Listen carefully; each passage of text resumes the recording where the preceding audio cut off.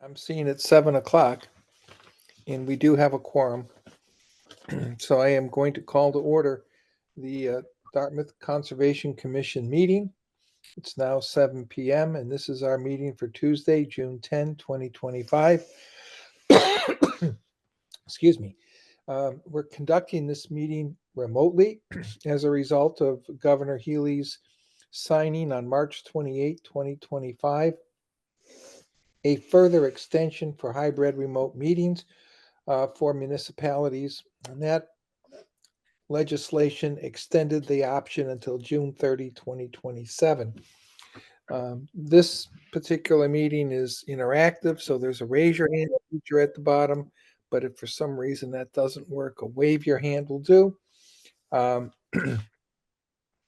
we respectfully ask that those who are not participating, hi Nat, glad you could get in. I know you struggled to get here, so I appreciate that. That those who are not participating, please mute your microphones. That'll limit the amount of background noise that might interfere with a presentation. This meeting was duly posted in accordance with Massachusetts law and the Town of Dartmouth law, both on our website, Town Hall. So with that being said, we'll move right into our administrative. We do have more than a quorum now. The first item of business is to approve the open meeting minutes for May 13, 2025. May I have a motion to that effect? So moved. Second. We have a seconded motion. Roll call vote. James? Yes. Richard? Yes. Liz? Yes. Nat? Yes. My vote is yes.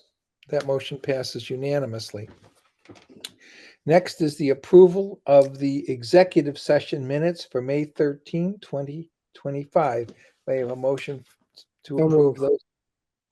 Give a Second. second on that, please. We have a seconded motion on the floor. Roll call vote. James? Yes. Richard? Yes. Liz? Yes. Nat? Yes. My vote is yes. That motion passes unanimously. Our third administrative item is to approve the field trip reports of May 27, 2025. May I have a motion to that effect? So moved. Second. We have a seconded motion on the floor. Roll call vote. James? Yes. Richard? Yes.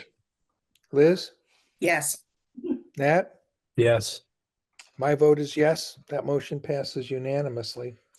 And final administrative item is to receive the minutes of May 27, 2025. May I have a motion to that effect? So moved. Second. We have a seconded motion on the floor. Roll call vote. James? Yes. Richard? Yes. Liz? Yes. Matt? Yes. My vote is yes. That motion passes unanimously. We have 3 field trip reports this evening. The first is a request for certificate of compliance referencing DEP file 15-2722 RCC 25-11. It's from Andrew Houle, Houle Family Nominee Trust, to construct a 1,544 square foot barn and to remove hazardous trees and to replant, enhance on-site buffer zone to a bordering vegetated wetland. The applicable regulations are 310 CMR 10.02, 10.55, and section 360-2B of town bylaws. It's on land described as map 153 lot 6. It's otherwise known as 1115 Tucker Road. Mark, what is staff's recommendation on this request? This was a proposal to build a garage in a buffer zone, which was lawn area. There were some concerns because the site was rather large. This was a very convenient location. There was the potential to build it outside of the buffer zone. However, in our discussions, what was offered was an enhancement. If you refer to the plan, the lower portion of the lot, they did a rather nice buffer zone enhancement. We inspected the site. It is doing very well. And it was a reasonable offset for allowing the location where it was proposed and requested. Having said all that, staff is recommending a complete COC on this filing. Thank you, Mark. Does any commissioner have a question? Seeing none, I'll entertain a motion to issue a complete certificate of compliance on DEP file number 15-2722. Yeah, so moved.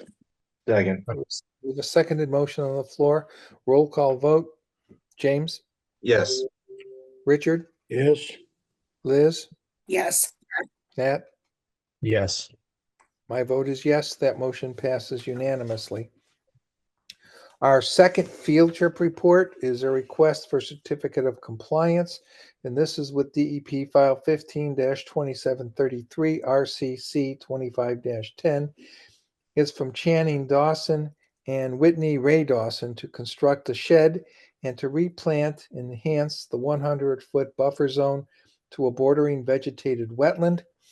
The regulations involved are 310 CMR 10.02, 10.55, and section 360-2B of the town bylaw. The land is located at map 15, lot 10. It's otherwise known as number 2 Beach Rose Lane. Mark, could you please explain to the commissioners what's going on there and staff's recommendation? Yes.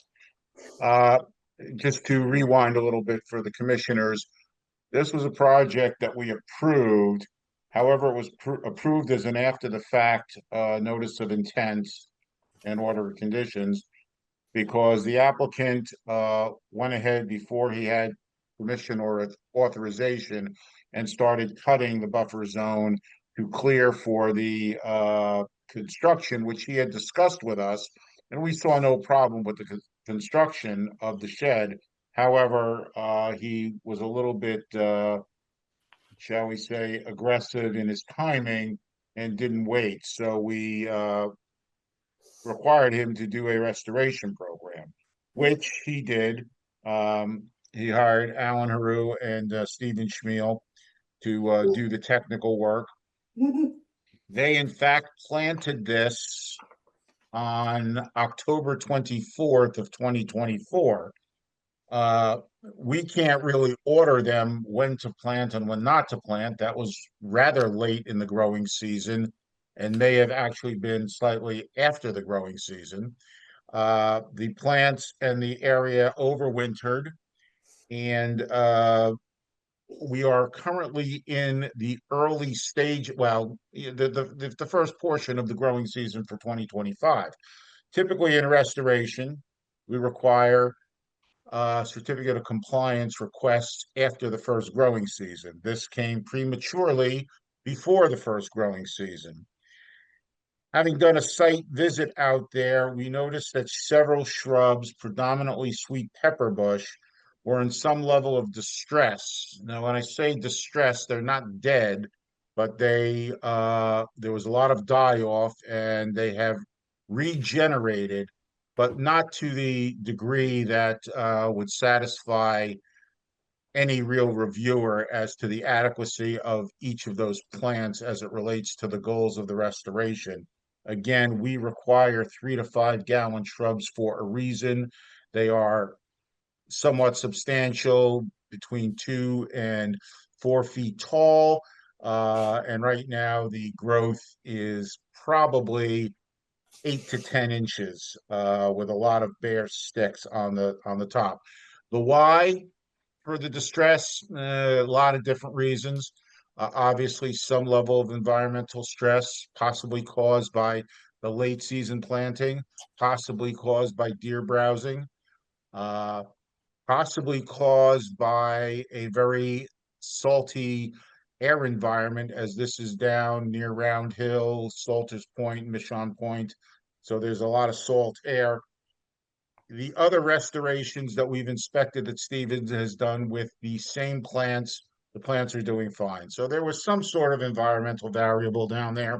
We don't know what it is. I don't believe it's failing. I do believe the plants will come back. But at this time, I had concerns about approving it because it really didn't meet the standard of our design standards.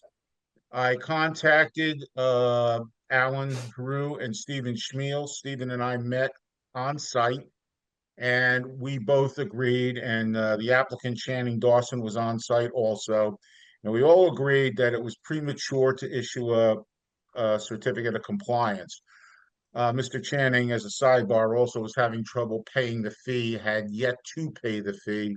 So I told him to hold off. We'd hang on to the paperwork and we would revisit this in the fall after the first growing season. So staff's recommendation is to postpone any determination on this request for a certificate of compliance until after the first growing season. Which will be roughly when? September-ish, about, we're talking about, 2 to 3 months out. Okay, so We'll know, we're we'll know really by doing- then. We don't have to wait until November. So we need a date though. So because this is really a continuance. I know it's not a public meeting, but I'd like to put a date on there. So, I don't have the September dates in front of me, but we could say certainly, the first or second meeting of September, if that's, I would say the second meeting of September. That's late September. That should be more than adequate to have had a full growing season so that the determination could be made properly as to the sufficiency of the restoration plan. So I'll entertain a motion to continue this request for certificate of compliance on DEP file 15-2733 until our second meeting in September 2025 at 7 p.m. Moved. Second. We have a seconded motion. Roll call vote. James? Yes. Richard? Yes. Liz? Yes. Matt? Yes. My vote is yes. That motion passes unanimously. Our third and final field trip report this evening is a request for certificate of compliance on DEP file 15-2662 RCC 25-12 from Pamela Donnelly and Timothy Mahoney to construct an apartment structure, septic system, site work, and restoration of an overcut into wetland jurisdiction. The applicable regulations were 310 CMR 10.02, 10.55, and Section 360-2B of the town bylaws. The land is described as map 13, lots 6 and 7. It's at 507 Horseneck Road. Mark, what is staff's recommendation on this request? Staff's recommendation is a complete COC on this particular project, as all of the work was done, except for a minor piece of work. There was a proposal to remove an existing gravel driveway and put down turf grass. That has not occurred, but it really has no effect on the project, and I think the project is been done in reasonable conformance with the order of conditions. Thank you. Does any commissioner have any questions? Seeing none, I'll entertain a motion to issue a complete certificate of compliance regarding DEP file 15-2662. So So moved. moved. Second. A seconded motion on the floor. Roll call vote. James? Yes. Richard? Yes. Liz? Yes. Nat? Yes. My vote is yes. That motion passes unanimously. We're moving now on to our public hearings, and the first is a continued public hearing, DEP file 15-2748. That's AOOC 25-3. It's on the request to amend an order of conditions from Carney Family Irrevocable Trust of 1998. That's to construct a pool and updated terrace area adjacent to the dwelling. This is within land subject to coastal storm flowage. The applicable regulation is 310 CMR 10.02, 10.04, and section 360, dash 2B of the town bylaw. The land is described as map 113, lot 20-1. It's otherwise known as number 2 Rockland Farm. I'll entertain a motion to waive the reading, please. Second. Second. We have a seconded motion on the floor. Roll call vote. James? Yes. Richard? Yes. Liz? yes, Matt? Yes. My vote is yes. That motion passes unanimously. And we have someone here this evening on behalf of the Carney Trust. Yes, Chris Gilbert from Farland Corp Engineering. Is that all right if I share my screen? It is.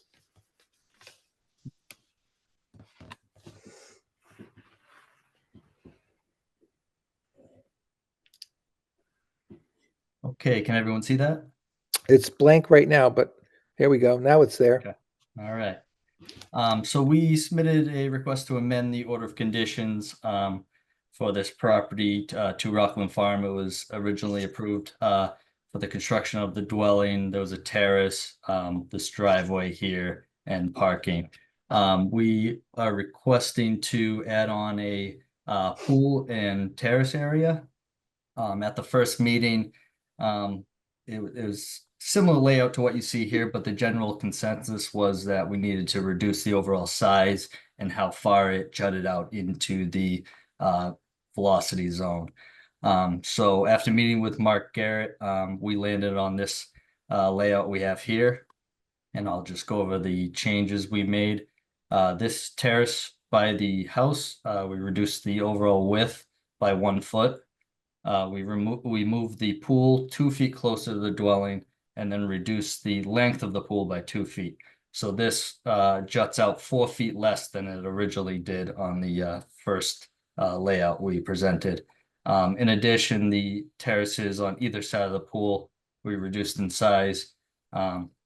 This upper terrace was 37 by 21. It's now 35 by 18. The lower terrace was 41 by 15. It's now 35 by 15. So we made those reductions in this area. It's a little over 10% reduction in the overall size.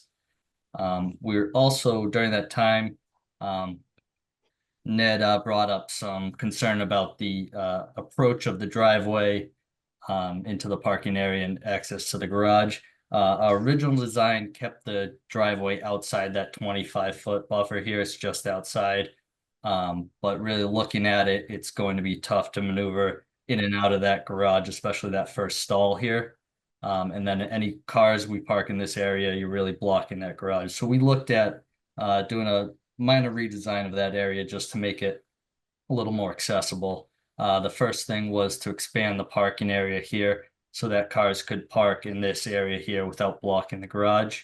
And then we looked at looping out the driveway a little bit further here so that the approach is a little more perpendicular so you can pull left or right as needed. Because this orange line here, this is the proposed adjustment of the driveway, since it extends into the 25-foot buffer to about 16 feet at the closest point, we're proposing, instead of a paved driveway that was approved under the order of conditions, a seashell or gravel driveway for that, just to help reduce runoff. And that's about the extent of what we're proposing to amend under the order of conditions. I'd be happy to answer any questions. Thank you. What's the date of your revised plan, please? June 3rd, 2025. Yes. Okay, thank you.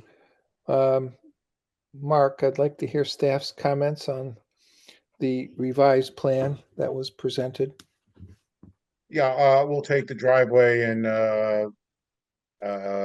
parking situation.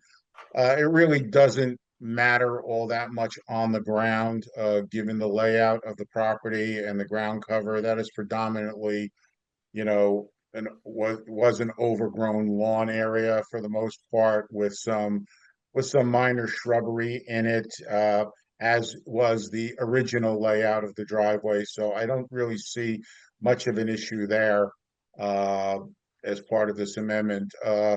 More importantly, the pool situation, They did in fact reduce the coverage and the extension into the floodplain.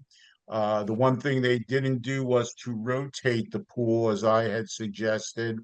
But I will say that in doing the calculations of the pool rotated and the in the configuration that you see before you and the pool in the position that you see, as compared to the original proposal. The pool, as you see it now, is about 100 square feet more than the rotated pool. To me, that's a de minimis number, and I can live with a reduced pool size and the pool being in the position it is in. They have pulled it as reasonably far back as one could pull a pool out of the floodplain. It is the upper end of the floodplain. I do realize that and have always understood that to be the case. Having said that, staff is prepared to recommend a standard order of conditions as the amended order of conditions, certainly consistent with the previous order of conditions as per the plan dated June 3rd, 2025, and that would be a site plan. Thank you, Mark. Does any commissioner have any question? I can't see because of the screen. If you could stop sharing, that'd be great. Thank you. Is there anyone in the audience that wants to be heard on this particular matter? I don't see any. So at this juncture, I entertain a motion to close the public hearing. So moved. Second. Second. We have a seconded motion on the floor. Roll call vote. James, Yes. Richard, Yes. Liz, yes, Nat. Yes. My vote is yes. That motion passes unanimously. We've now heard from the applicant's engineer. We've heard from staff. So I'll entertain a motion to issue a standard order of condition as an amendment to the already existing order of condition based upon the site plan filed dated June 3rd, 2025. So moved. Second. We have a seconded motion on the floor. Roll call vote. James, Yes. Richard, Yes. Liz, yes, Nat. Yes. My vote is yes. That motion passes unanimously. Thank you very much Thank you. for working with our staff in coming to a solution that works. Thank you. Anytime. Thank you, Mr. Chairman, and thank you to the board. Thank you. Very welcome.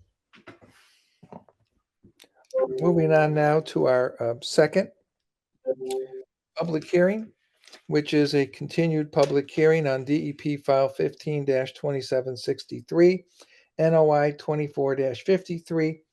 It's on the notice of intent from Carl M. Furman for the proposed demolition of a single-family residence and soil absorption system and the reconstruction of new single-family residence, soil absorption system, utilities, and site work. It's on a barrier beach, coastal dune, both within land subject to, let me turn the page. I think I know what it's going to say, coastal storm flowage, and within the 100-foot buffer zone to a salt marsh. The regulations involved are 310 CMR. That would be 10.02, 10.04, 10.27, 10.28, 10.29, 10.32, and section 360-2 of the town bylaws. The land is described as map 87, lot 20, otherwise known as 13 Smith Avenue. I'll entertain a motion to waive the reading. Second. Second. A seconded motion, roll call vote.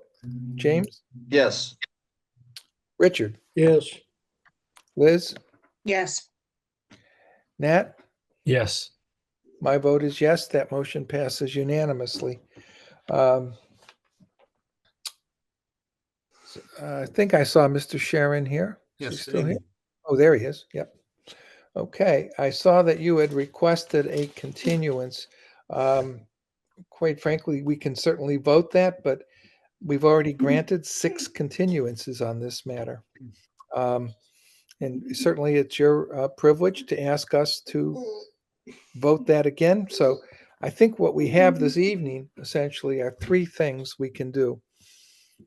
We can vote the continuance, but if that's denied, then we're left with options 2 and 3. Option 2 is to vote on what we have, up or down. If we vote down, you're precluded from coming back for an order of conditions for, I think it's 3 years. Or you can withdraw without prejudice and then refile when everything that was requested is available.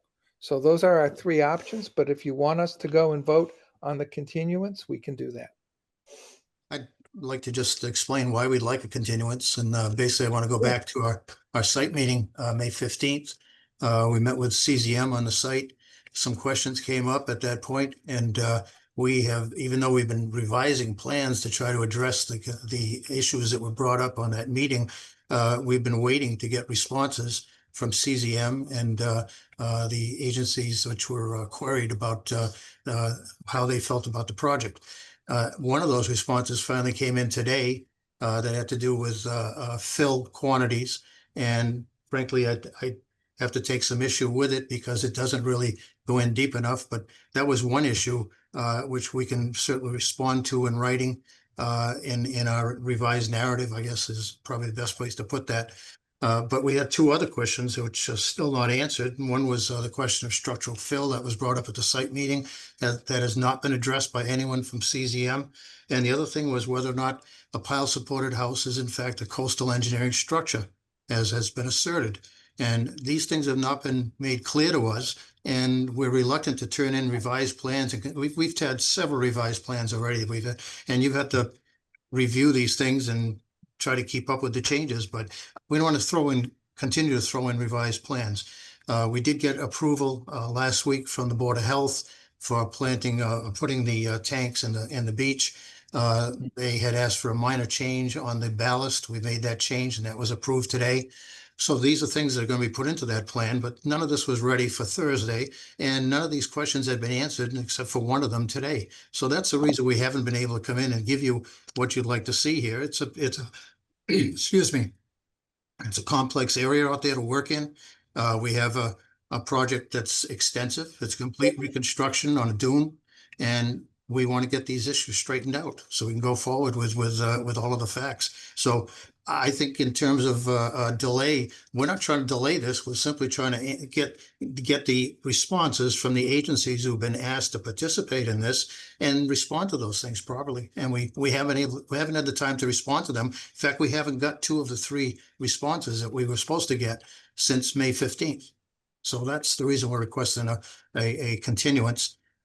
We'd love to get this wrapped up too, but to continually throw in plans and have to revise them is not in anyone's best interest. I think we need to get some of these things answered so we can give you a plan that we can discuss and not have to worry about it.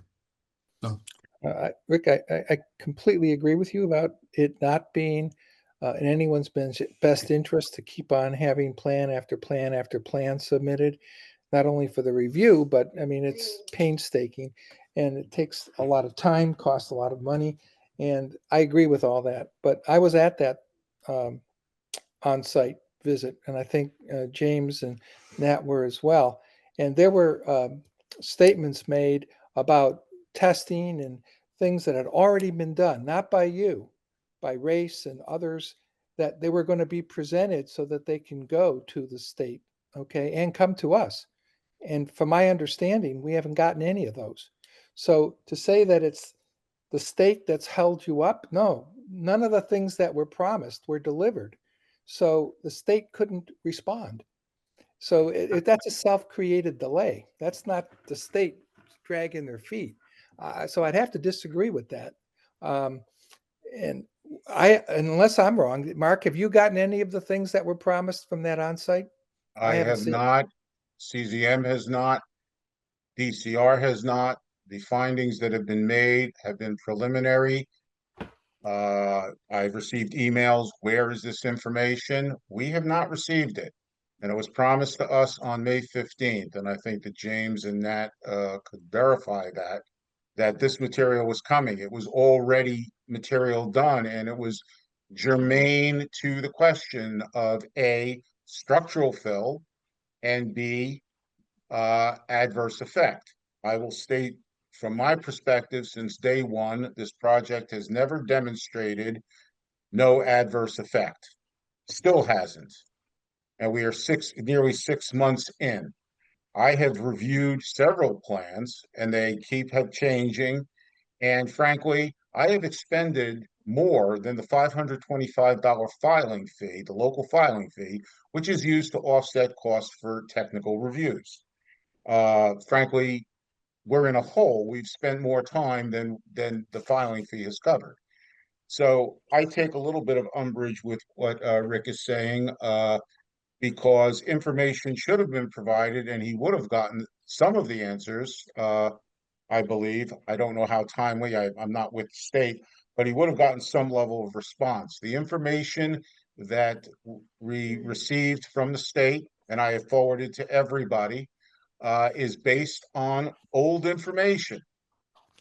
And we said we can't make a decision on old information. And guess what? We still, 6 months out, have old information. My understanding is with this revision that Rick is talking about, which we have yet to see, this will revise a plan that was revised on May 2nd, which we have not received. That was a plan for Board of Health. I'm not going to tell anybody how to do their project and how to sequence deliverables, but this has been protracted over an awful lot of time. And frankly, at this juncture, my two recommendations to the commission is, if you choose not to continue the hearing as Mr. Sharon has requested, and that is your decision, I would be recommending either denial based on the information that we have, or to assist the applicant and also assist us with continued reviews. I would recommend withdrawal without prejudice so that they can get their act together, get us the information we need. And again, we need information that demonstrates no adverse effect. That is a very high threshold. It's not easily attained. I'm not saying they can attain it. I'm not saying they can't. I'm saying it's a high threshold. I mentioned it several times. CZM has mentioned it several times in their comments at the site visit. So we're left with dealing with that performance standard and a level of information that we have or do not have. And to continue it again on the same filing fee budget, 6 months out, I think this needs to be re-notified to people. I think there's a lot of things that are required in such a protracted project review as this has become. Well, I'm not going to dispute what you say there, Mark. My main concern here is that Mr. Furman promised at that meeting at onsite that all of this engineering work had already been done and was going to show us that there would be no adverse effect. And we're sitting here this evening with none of it. This wasn't requiring anybody to go out and do anything new. He said it was already in the can. So I'll be honest, I'm reluctant to continue. If the applicant can't deliver in a month what was promised, I have a problem. Yeah, you raise, you can speak. Yeah, sure, Rick. Mr. Chairman, I just, in none of the emails I've gotten over the past month, has anyone asked me for anything, all right? I think we had mentioned at the site meeting that we had a sieve analysis, and if all of these determinations have been based on reading a sieve analysis, I can't understand how that would create a delay in getting the state's responses. But the sieve analysis, yes, that was done. The other thing was the race analysis, which was submitted. We sent in the supplemental part of race, where they gave the data sheets for their wave run-up analysis and wave reflection. So that was submitted. The other thing, it was not submitted. I have 1 2-page summary letter from race. That's all I have from race. I have not gotten anything. Mark, I'm The only quite sure other it's on piece of the portal. information I got was a sieve analysis, which we referenced in the site visit. Okay, so the sieve analysis you did get, But the other, the portion from race, I believe was also put into the portal. Look, if it wasn't there, I have not seen it. I'll review it and send it to you in the morning, but if that's the Come on. the items that the responses were based upon, no one has asked for any of these things in the past month, all right? I've been waiting, I've been hearing from Ms. Haney that she was waiting for someone to come back from a conference and she would get a response in a week or so. So we waited to get this information. So I don't think we're not intentionally dragging this out. There's no purpose for us to drag it out.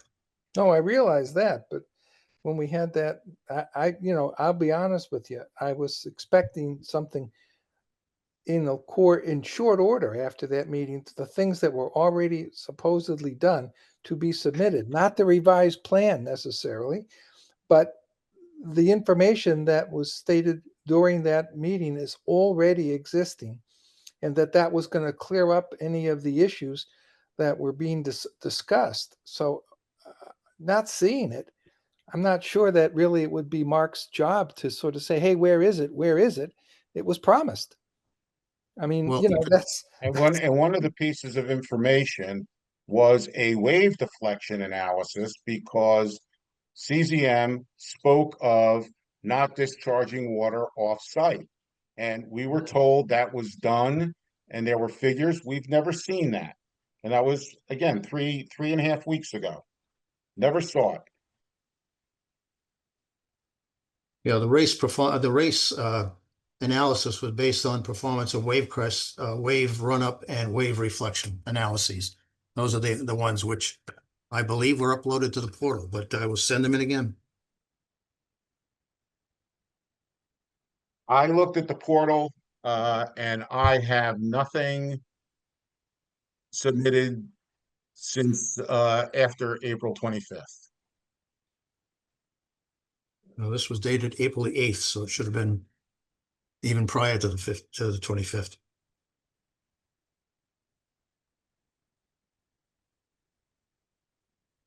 The only thing I've seen is the 2-page summary report, which was back in March.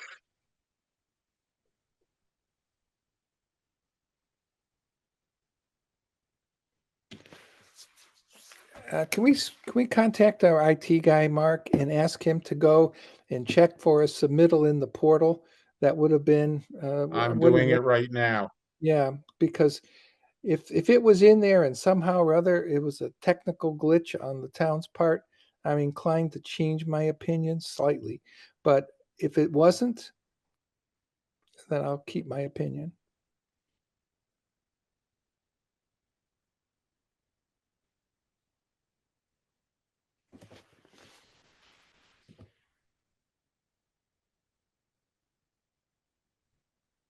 You're gonna have to give me a couple of minutes because I have to get into my computer at work.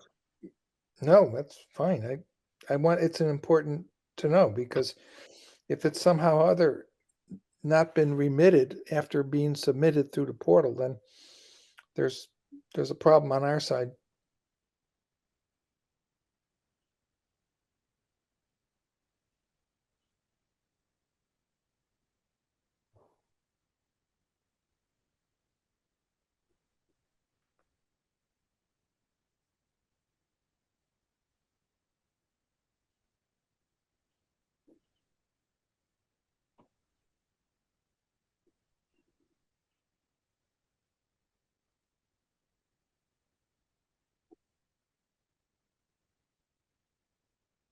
Mr. Chairman, may I ask a question while Mr. Garrett is? Sure, go right ahead.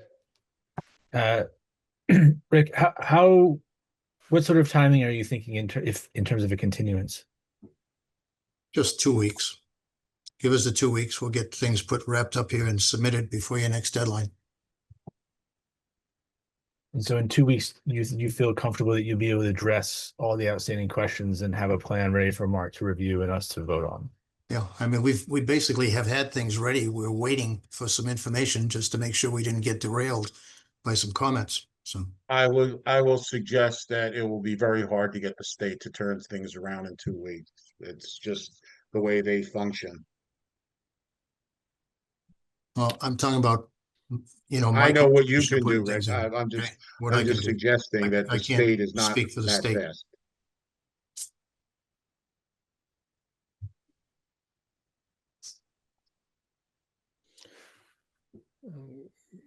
Yeah, I would doubt very much the state would have it turned around in 2 weeks, but my statement was that if the information was submitted in the portal and for some reason it was not transmitted to Mark, then the fault for that lies with the town.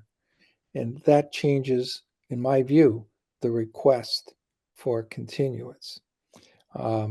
Because once we have that material that was promised, then that gets not only reviewed by Mark, but also gets sent to CZM. And that's where they turn around and give their opinion as well. Okay. So we probably need more than 2 weeks, but we would certainly, I would think if that were the case, it certainly puts a different gloss on the request for the 7th continuance.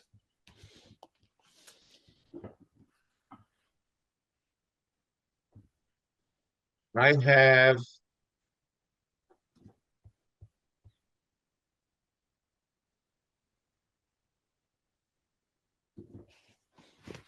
have Furman certified mail receipts on the April 2nd. I have 13 Smith Ave technical analysis, which was a document that I wrote on April 3rd. I have a plan that was submitted by Rick on April 25th.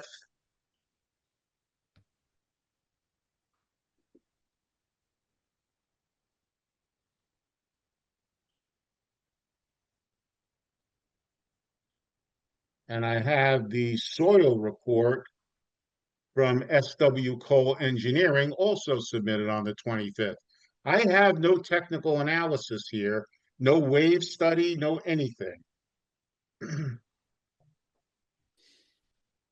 I have stuff submitted in February, March 23rd, April 2nd.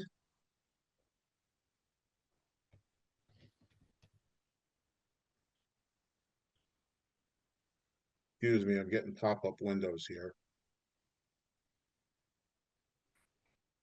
April 23rd, April 2nd, April 25th. I have nothing from Race except for that summary text that they put together early on. And that was a 2-page, there was no data, there was no figures, there was no diagrams. It was just, it's our opinion that, it's our opinion that, it's our opinion that, which is fine. Maybe their opinion's right, but I saw no technical Well, as I analysis. recall correctly, you stated at the onsite exactly what you're saying now. Right. And Mr. Furman said, no, all they've done it all. It will be sent to you. So that was the affirmative statement. So the material that's lacking in that 2-page letter is the basis upon which they come to a conclusion. So, we can't very well take in a conclusion with no substantiation and take it as fact. I'm a little confused though, because I thought at the site meeting that that the name of the young lady who had written the letter from Race, Azure Sliker, that Mark, I thought you mentioned that you had spoken to her, that because you were talking about having had contact with them to. I only talked about the disclosure. I did not have any kind of technical discussion with them. That was not the purpose of the call. Right, so you had no idea who the young lady was who wrote that letter? I've never met her. That was the first time I talked to her.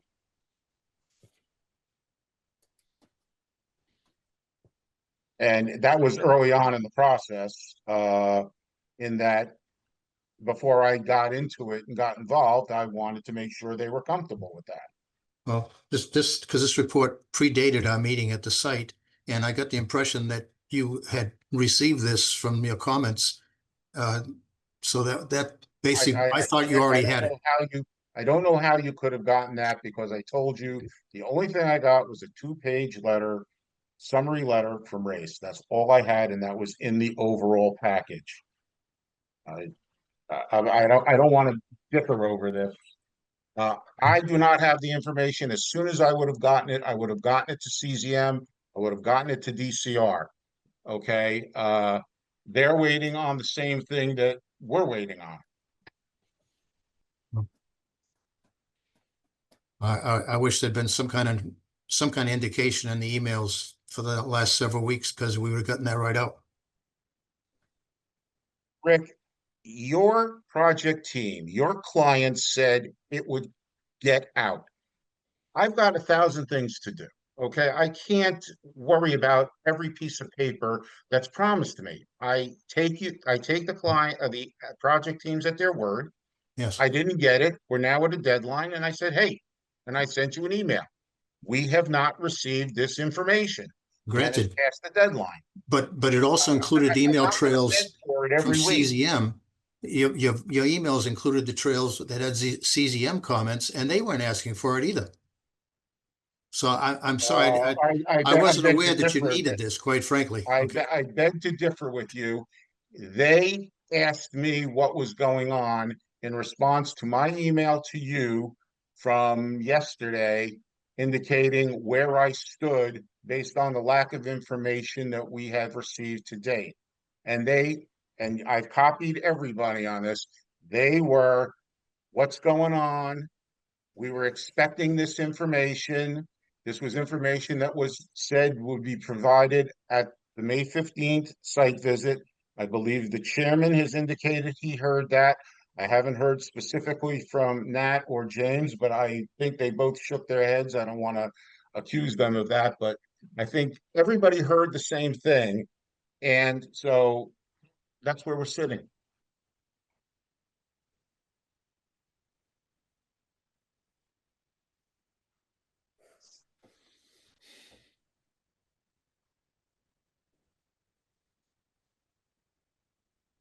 Well, I just want to renew my request for continuance. Well, it's your privilege to do that. I don't think 2 weeks would be anywhere near enough time, but when do you want to continue to? 4 weeks is fine. If you want to take it to 4 weeks, that'll give you plenty of time to get this information to CZM and get their response. Well, I would say in order for me to get my affirmative vote, I would like the materials that were promised into the town no later than 4 p.m. tomorrow, because they were purported, they were represented to have already existed, already been done. All the studies were done. All the technical data was done. So, I would entertain a contingent vote that if that isn't so, if that doesn't come in by 4 p.m., then it'd be a negative vote from me. Okay. Because I'm willing to give you the benefit of the doubt, but Mr. Chairman, I have it in hand. It's not like I'm waiting for it to come in. oh no, I listen, if it's submitted in time, like I said, 4 p.m. tomorrow, it's the full day tomorrow. That would be my requirement for my vote. I can't speak for the other commissioners, but I don't know what our 4-week out meeting date is. Mark, do you have that? July 8th. July 8th. Okay. Now, for those of you in the commission who kind of haven't been around for a bit, we would need everybody who votes would have to have been in on all the other public hearings, not the site visit, but all the other public hearings. If you can't, or you missed one, or you can't make that one, the only way you can vote is to view the meeting by CTV or a transcript of the minutes. I think we do the disc. We'll have to watch it. You have to sign a certification that you've done that. Then you'll be entitled to vote. Okay, just so you know, because this has been going on for a while. There's been a lot of public meetings. So if anybody missed one of these meetings, in order to vote on the requested order of conditions, you have to have attended every single one of those meetings. or as I said before, go through the process of reviewing the meeting you missed and then certifying that you did the review. Okay. So I don't know who went to all of those, but I'm sure it's reflected in the records. I just don't know off the top of my head. So we have a request from the applicant. Mr. Chairman, before we take a vote, Rick, the document you just held up with Race's letterhead on it, what's the date on that? April the 8th. Yeah, see, the only race document I have is, what is it, March 13th? That's the race document that I have, which was part of the original NOI narrative. Yeah. Okay, I so the apologize. document If you you have held this- up is not the document I'm looking at. Yeah, this is not what you're looking for? No, Not what that's- he was looking at. Oh, Yeah. okay, yeah. This is what you need to see. Now, get Yeah. this into you Alright. tomorrow. I forgot that data, Mark. I wrote it down, but I wrote July and then I must have dazed. So it's July, what date? 8th? 8th. Okay. So the applicants requested a continuance. We've heard the dialogue back and forth as to why. Commissioners, I'll entertain a motion to Could I ask continue. two questions again before we vote? First of all, I need to remind the commissioners that we have expended the amount of review we have done to date on this project has exceeded filing fee amount. Secondly, this has been protracted over 6 months. There's a neighborhood who doesn't even know what we're talking about right now. And I think that there is probably the need for re-notifying the abutters. And the commission might possibly want an additional legal ad posted in the paper. I'll leave that to your discretion because we are a half year since this was filed. I would suggest, I mean, first of all, I certainly appreciate the fact that the town's cost in reviewing this application exceeded the application fee. That to me is not grounds for denial of a motion to continue. Okay. That's part of the bargain with the town. I'm sure there are some that we don't use up the application fee, but I will say that I do appreciate what you've said, Mark, relative to abutters. I don't know that a legal ad would be necessarily helpful, but I think a re-certified mailing to the abutters would be. Mr. Chairman, we have done that just within the past 2 months. I understand that, but this is You now want the to do another one seventh 4 continuance, months from now? and we're Okay. going now into July. So All right, no, re-certify, let I them just want, know. I don't want you to think we haven't done this since we No, I first sent appreciate the that. first notification. I do We have appreciate had one already. Yep, I do appreciate that, but I just think as a courtesy to those folks who may be affected by whatever vote we have, they should know that we're still working on this. Now, they may not care, that's fine, but I think rather than have a re-advertisement or a refiling, this I think is a reasonable request to make sure that the most affected parties are aware of the fact that will be a public hearing if we vote in favor. So I would entertain a motion to grant a continuance on this public hearing until our July 8, 2025 meeting, predicate upon sending out certified mail to the abutters that were noted in the original filing. Oh, We have a second on that? We have a seconded motion. We'll do a roll call vote. James, yes. Richard, Yep. Liz, Yes. Nat? Yes. My vote is yes. That motion will pass unanimously. So this is public hearing until it'll be on July 8, 2025. And as I said before, get that over to Mark tomorrow so we can turn this over to the state as soon as possible. Absolutely. That way we got a better shot at getting the state's input for that meeting. Thank you all for your time. Good evening. All right, thank you. Going now to our final public hearing. It's a public hearing on DEP file 15-2700 AOOC 25-6. It's on the request to amend an order of conditions from David Lamoureux to construct a new in-ground pool, patio area, and shed within the previously disturbed 100-foot buffer zone to a bordering vegetated wetland. The regs are 310 CMR 10.02, 10.55, and section 360-2B of the town bylaw. It's on land described as map 115, lot 9. 13, it says or 27 Twin Ponds Drive. So entertain a motion to waive the reading. Second. We have a seconded motion on the floor. Roll call vote. James? Yes. Richard? Yep. Liz? yes, Matt? Yes. My vote is yes. That motion passes unanimously. And I see Peter is here. So Peter, you've got the floor.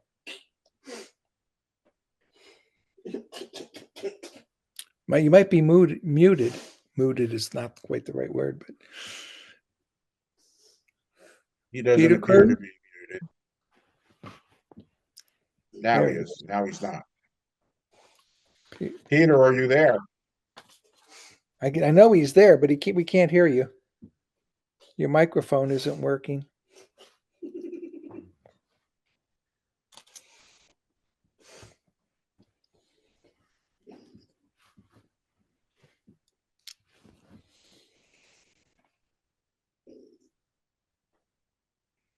He's calling in.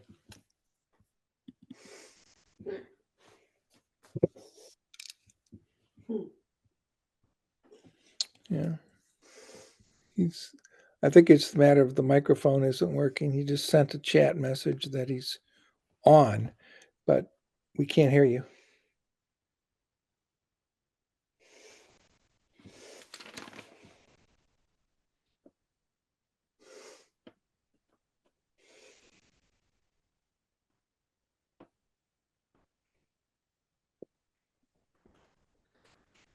I don't know if you want to try coming back in.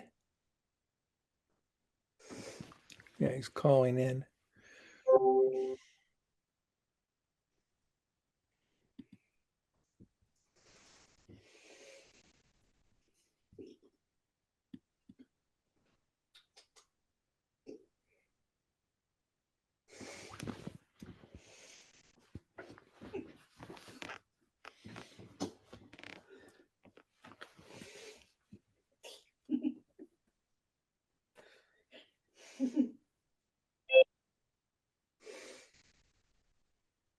All right, just unmute yourself and we should be good.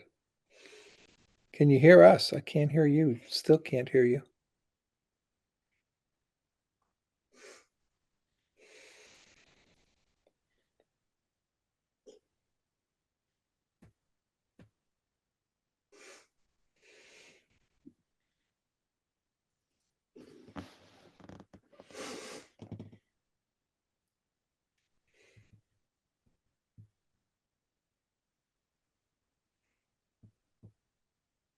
Well, I don't know what to do about that. I can't hear him.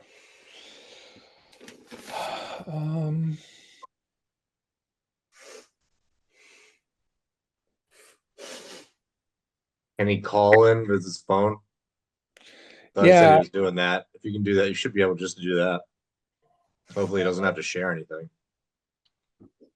He just rejoined the meeting, see if he can get it. You guys hear me now? Yeah, barely I can hear you, but it's very, very low. Hopefully you can hear me now. Yes, now I can. My computer overheating here or not, but let's see if we can get through this here. Can I have permission to share my screen? Yes, you certainly do.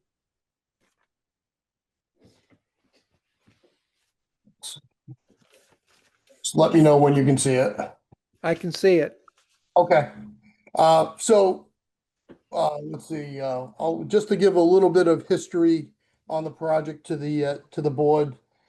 This project came in front of the board in October of 2023 for an after the fact NOI for a violation that was observed during the A1 wetland evaluation that the town did for the construction of the in-ground pool. The violation was for some unauthorized tree cutting. There was some firewood that was stored in the area. And also there was a portion of the wetland that was, or the portion of the wetland buffer zone that was filled in, which was done by the previous owner and not the applicant. The project did receive an order of conditions on September 26th of 2023. And shortly after the wetland buffer was fully restored. In November of 2024, the commission did grant a partial certificate of compliance for the wetland buffer zone restoration. And so we've gotten that far with this project. And we're here tonight to amend the order for the pool construction project that's in front of you tonight. Just want to sort of note in front of you is the plan.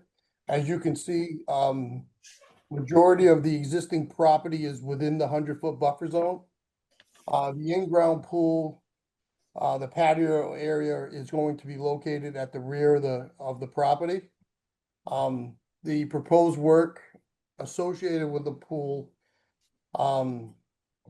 is the installation of a retaining wall, the paved patio area, an outdoor kitchen, a new deck replacement, and then also a shed and a pool equipment area towards the rear. Let's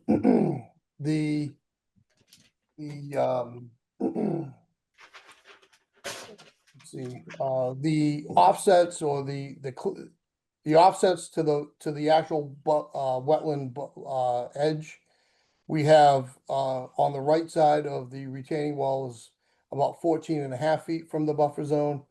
In the middle of the wall, we're at 12 feet 3 inches, and further down we're at 15, close to 16 feet towards that end.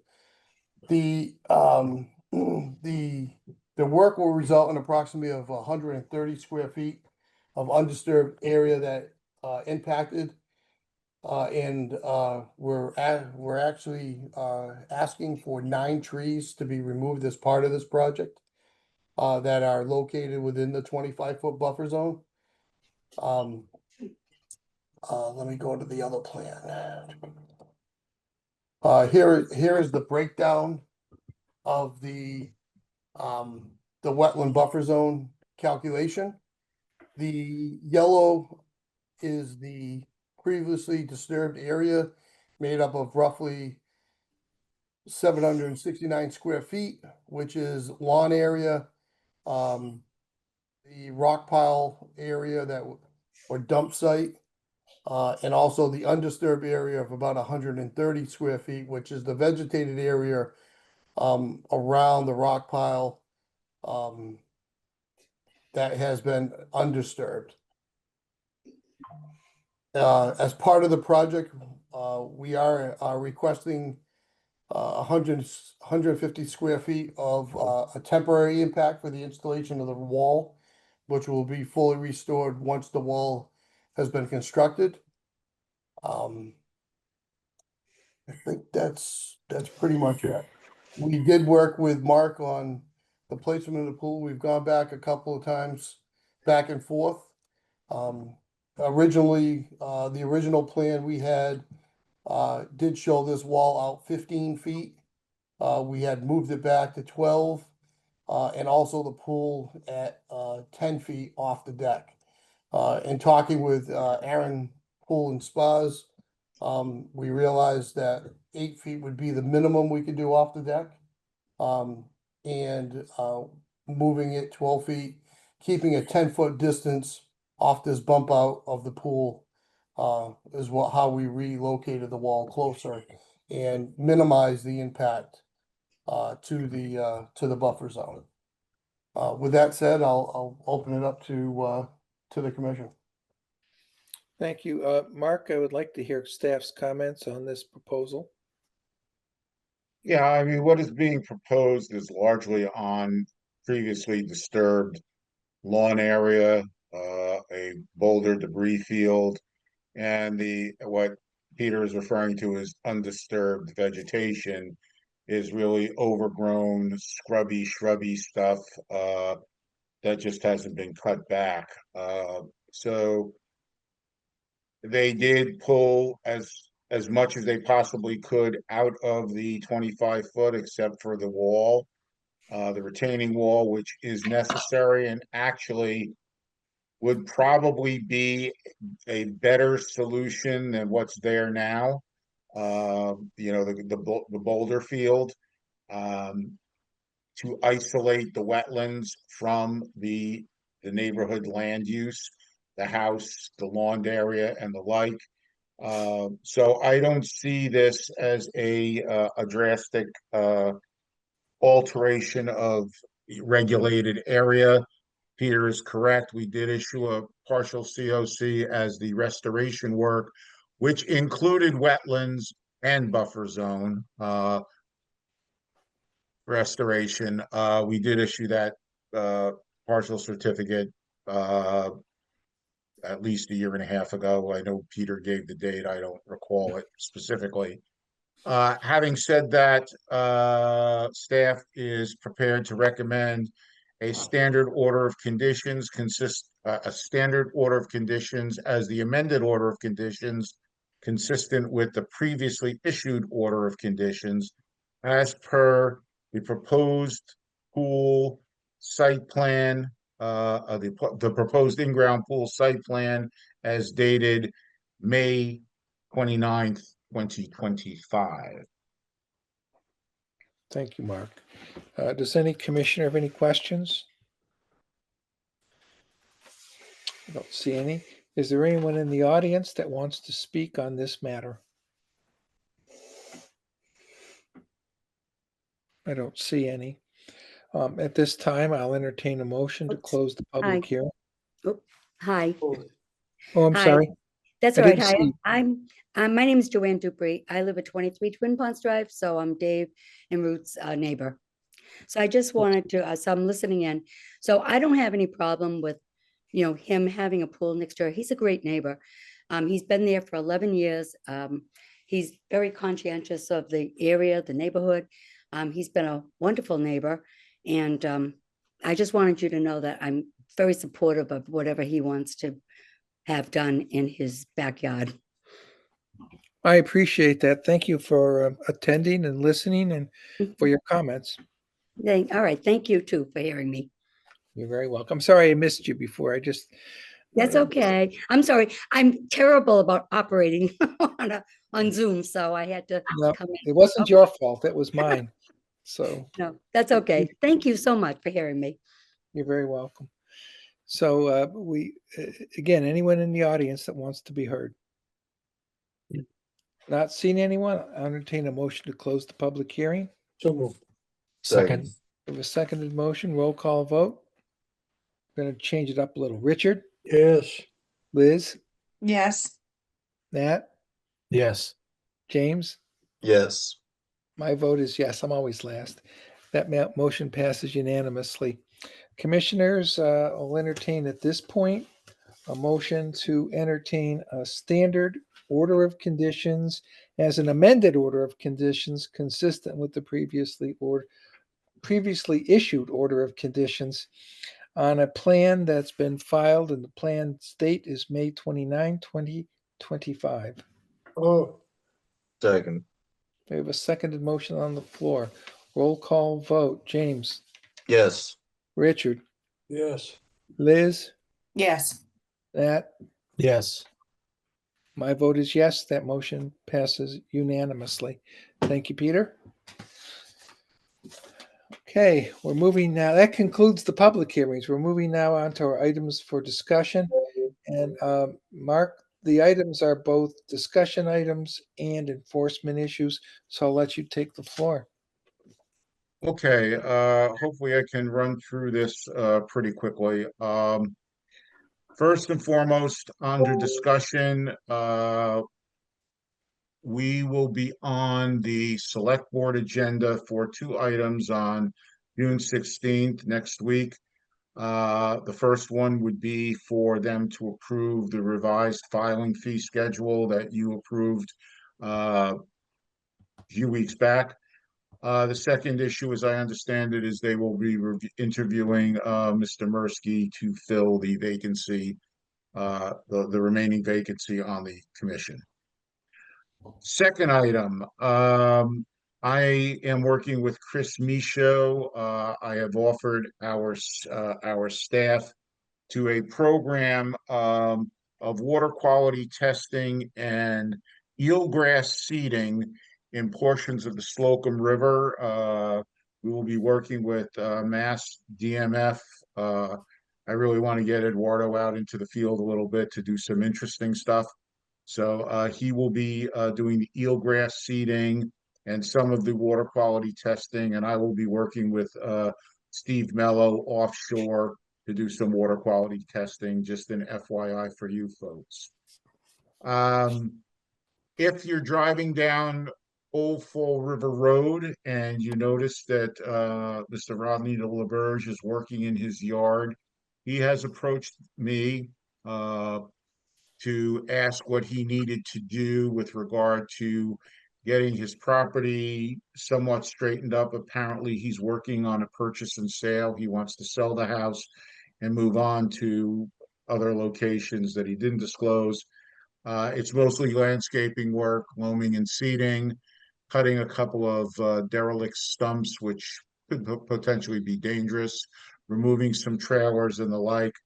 I had sent him a letter, and I believe I copied the chair on that letter, indicating what he can do and not have to go through a notice of intent filing.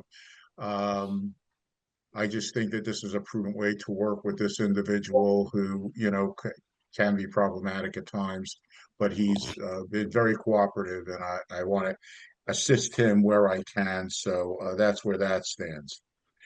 I emailed you folks, but the last discussion item, I emailed you folks a figure today of conservation parcels and the town forest just south of Interstate 195 and just east of Reed Road. There is a bike group that has been talking to us for a couple of years now about volunteering to do some trail work, originally solely on the town forest, but also on conservation parcels for passive bicycle usage and hiking. Tomorrow, we're having a meeting because this is public land owned by the town of Dartmouth, some of which is in our care and custody, some of which is not. Either way, there are contractual and labor requirements to protect the town from liabilities, especially when you're dealing with volunteers working on town property. I have brought in both Gary Carrero, the interim town manager, town administrator, and Chris Vitale, the assistant town administrator, to discuss those contractual issues. The figure I sent you shows the alignment of the bike path, shows the GIS mapped wetlands. These are not field delineated, and also shows you the hydric soils.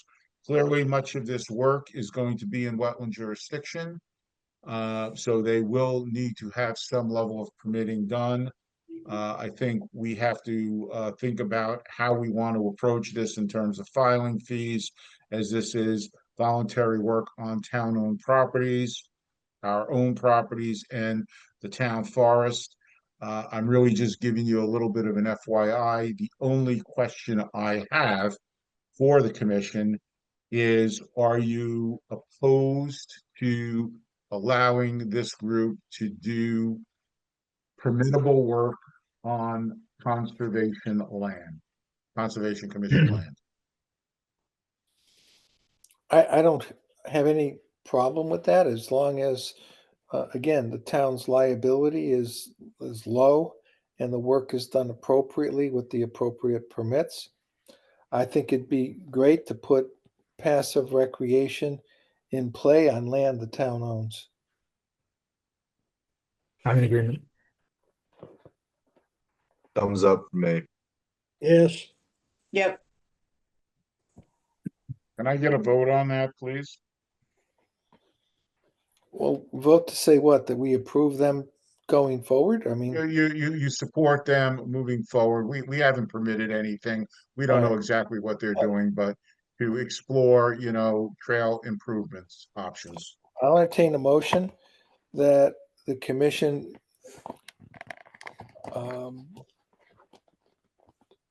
Again, you're going to review a lot of this because it's in jurisdiction. I understand that, but that the commission supports without approval, but supports in concept the idea of the proposed bicycle path in land under the stewardship of the Conservation Commission.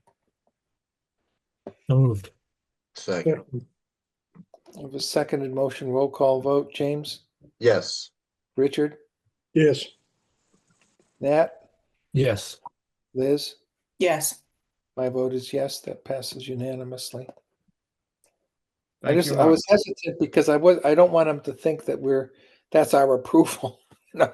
No, and I'm going to tell them, they're going to see the very figure that I sent to you folks. And I'm going to say, if it's orange or if it's green or if it's blue, that's our jurisdiction and you need permits to do whatever you're doing in there. And it's not going to be, tell me over a cup of coffee and I say yes or no. This is a dramatic project. I think it has great benefit for the community, but like every project, it's an activity in our jurisdiction and we have to review it and permit it. And I suspect it's going to be more than just buffer zone. I think there's going to be some wetlands crossings. And how they're going to achieve that, I don't know yet, and we will see, and it'll be subject to your approval. Very good. Okay, moving on to enforcement. Just wanted to let you know that we did send out the enforcement order for 341, 356 Carroll Street, which you voted to authorize staff to do. It rattled their cage and they, I think, weren't too appreciative of the June 26th to 30th deadline. I forget what I gave them for filing, but it sounds like they're trying to move forward. So that's just an FYI. Second enforcement item, 342 North Hicksville Road. They were supposed to have filed with us an after the fact notice of intent for some restoration work for filling of portions of wetlands way up north by May 15th of this year. The individual, this is Derek Reese of the Reese family, one of the brothers. He engaged Jim Walsh from Westport. Jim had some health issues. They made us aware of that, so I granted them a little bit of extra time. But we are now almost a month out. Jim has been in my office a couple of times in that month, and I still have no paperwork on them. So the question I have is, do you think it prudent that we have not issued an enforcement order. We only issued a notice of violation. Do you think it's prudent that we move forward with an enforcement order at this time, or give them a few more weeks? Given the fact that they've hired someone to work on this, given the fact that person has been in the office at least once or twice, I would suggest that we send a letter to him stating that we'll issue an enforcement order in a week unless there's some filing that's done beforehand. I think they might just need to be kick-started. Okay, you can do that. Because it's not like the landowner hasn't totally ignored us. This is a No, he situation, has not. But